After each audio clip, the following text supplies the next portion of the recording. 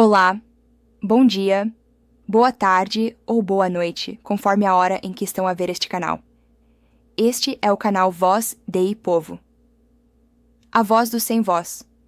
Hoje temos o senhor Mamadou Diouf, senegalês, professor universitário, jornalista, analista político residente na República do Togo, que diz as suas verdades sobre o comportamento político do senhor Umaru Sissoko Embalo.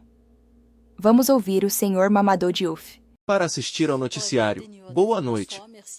Obrigado por se juntar a nós para uma nova edição de Decifrar. Na Guiné-Bissau, o presidente Umaru Sissoko pretende manter-se no cargo até as eleições gerais marcadas para 23 de novembro de 2025. Uma decisão contestada pela oposição, que considera que o seu mandato já chegou ao fim. Em menos de 3 meses antes da eleição, o clima político está ficando mais pesado. Marcado pelo adiamento das eleições legislativas e pela polêmica suspensão da mídia estrangeira no país. Mamadou Diouf, boa noite e bem-vinda. Obrigado. Boa noite, Charlotte. O presidente Bissau-Guiné diz, por isso, que vai manter-se em pausa até as próximas eleições, em novembro de 2021. Mas como ele justifica essa decisão? Ele não pode dar nenhuma justificativa válida. Temos de deixar de brincar com a consciência dos cidadãos. Em todos os nossos países, o texto fundamental é a Constituição. Se a Guiné-Bissau é uma república, ninguém se atreve a dizer que ficamos surpreendidos com o fim do mandato do presidente da República. E, além disso, está tão bem organizado em uma república que nos certificamos de organizar as eleições antes do fim real, ou seja, antes dos 5 anos passados no poder, para que o presidente da República possa passar o bastão se não continuar com outro mandato. Portanto, se o presidente, até que os 5 anos terminem completamente, ele é o primeiro responsável por essa negligência porque jurou respeitar e defender a Constituição. O que ele não fez, e o que ele não fez por algo fundamental. Lembremos-nos de que já houve este debate por volta de março. Quando as pessoas disseram não, as eleições tiveram lugar em março, o seu mandato termina em março. Dissemos não, porque houve conflitos, proclamamos. Houve a intervenção da Sedial, finalmente ele foi investido muito mais tarde. Essa é a data de investidura que tomamos. Mas já mostrou que havia um problema. Por que razão não foi tido em conta? Atualmente está a dar-se a si próprio. Não sei se devemos chamar-lhe um mandato de dádiva ou meses de dádiva como presidente da República, mas coloca um problema porque, em princípio, o que tinha de fazer era organizar eleições, ou ganhar, ter um segundo mandato, ou perder e ceder o poder àquele que os guineenses elegeram. A oposição guineense, por sua vez, fala de um mandato expirado. Mas que papel a Suprema Corte ou qualquer outro órgão constitucional desempenha atualmente neste clima diferente? Foi ela quem resolveu o problema em março, emitindo um aviso. Esperemos que o Supremo Tribunal da Guiné-Bissau faça o que vimos o Conselho Constitucional fazer. Ao nível do Senegal, para trazer o presidente da República de volta ao seu lugar. Porque temos que ser claros, mesmo quando você é presidente da República, você não pode modificar a Constituição como quiser. Não podemos ir contra a Constituição. E esse é todo o significado da separação de poderes entre o Executivo e o Judiciário. Quando Macky Sall quis fazê-lo no Senegal, foi o Judiciário que lhe disse que você está ultrapassando seus poderes. As eleições devem ser organizadas a tempo. Não há qualquer possibilidade, ao nível da Constituição do Senegal, ao nível das leis do Senegal, de lhe permitir aumentar o seu mandato em 1 mês, 2 meses ou algo assim. Se a Constituição da Guiné-Bissau é assim, que essas pessoas assumam as suas responsabilidades, para que possamos mostrar às pessoas que, na África, é possível fazer cumprir a lei e pedir ao presidente que crie as condições para organizar uma eleição. Na verdade, isso é parte do que a oposição está pedindo.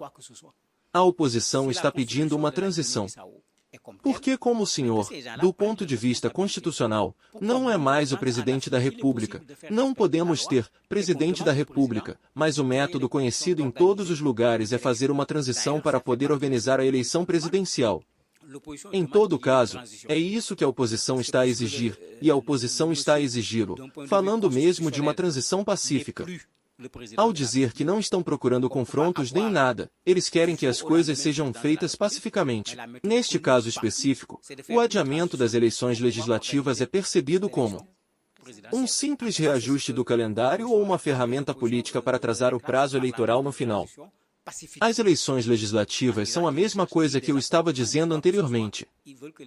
Em todos os nossos países, sabemos que as eleições têm lugar numa determinada data. Mas em um país normal, quando você sabe que há uma eleição chegando, mas quando você vota no orçamento. No ano em que a eleição acontecerá, todos sentem esse aumento, pois há um evento particular que acontecerá. Finalmente, as eleições legislativas não se realizaram. O argumento que estamos a apresentar deve-se a problemas técnicos e financeiros. Mas isso também é responsabilidade do presidente da República. Por que temos que parar de permitir que nossos presidentes façam o que quiserem e ninguém diga nada? Não gosto quando são insultados, não gosto quando são denegridos, mas também gostam que facilitem nosso trabalho tendo a postura de um estadista para que, quando falarmos deles, possamos fazê-lo de forma respeitável. Porque quando você faz um certo número de coisas, mas quando fala de uma maneira não respeitável, você vai reclamar, quando está apenas se classificando. Este não é um julgamento de valor. Estamos apenas qualificando o que a pessoa fez. Mas atualmente, o que ele está fazendo, mas tudo é inconstitucional. Como vamos chamá-lo nessas condições? Como vamos chamá-lo? Mas ele deve se recompor para saber que a Guiné-Bissau percorreu um longo caminho. É um país onde houve quase uma dúzia de golpes de Estado, tentativas de golpe de Estado. Vamos mergulhar este país de volta nessa instabilidade? Certamente não é a hora.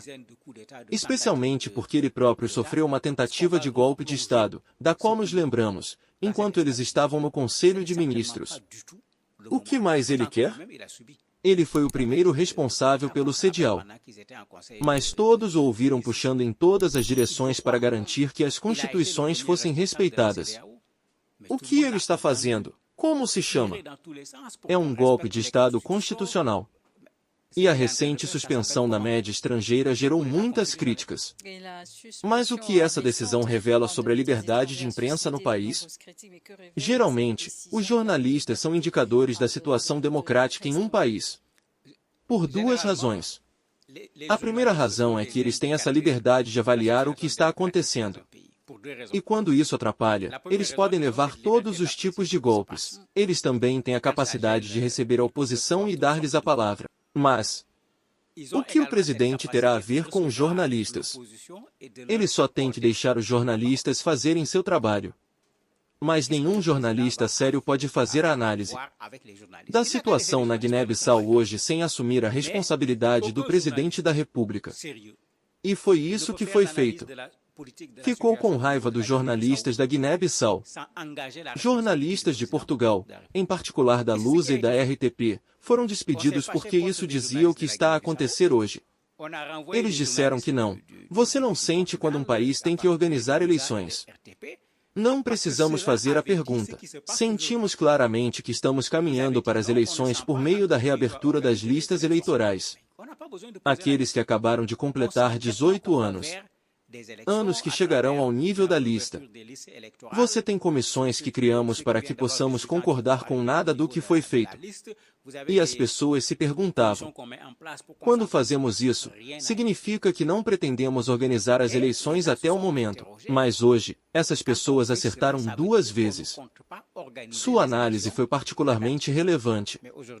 E é isso que eles disseram em sua análise que está acontecendo hoje. Agora, nossos chefes de Estado não gostam, quando fizeram o que não devem fazer, de serem colocados no mercado. Considerando que nós, jornalistas, fazemos nosso trabalho. Você faz coisas boas, nós dizemos, mostramos na TV.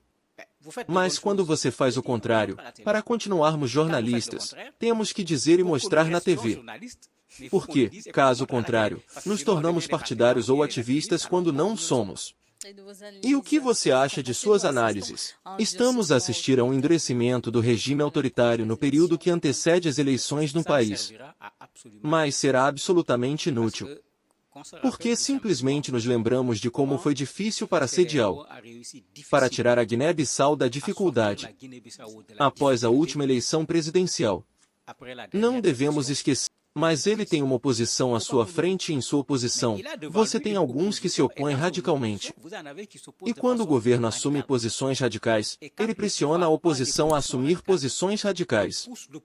Como se costuma dizer, reclamamos o tempo todo em nossos países, não respeitamos o dever cívico, não respeitamos isso, não respeitamos aquilo. É verdade. Mas quando o anarquismo vem de cima, que discurso você pode fazer aos cidadãos comuns para falar com eles sobre o respeito à luz vermelha, para falar com eles sobre o respeito ao bem público, para falar com eles sobre o respeito às leis quando eles veem o dia todos os primeiros cidadãos que deveriam ser os primeiros a serem responsáveis infringindo a lei, não respeitando essas regras? De momento é tudo. Por favor, inscrevam-se, cliquem no gosto e no sininho, e partilhem os nossos conteúdos. Até a próxima!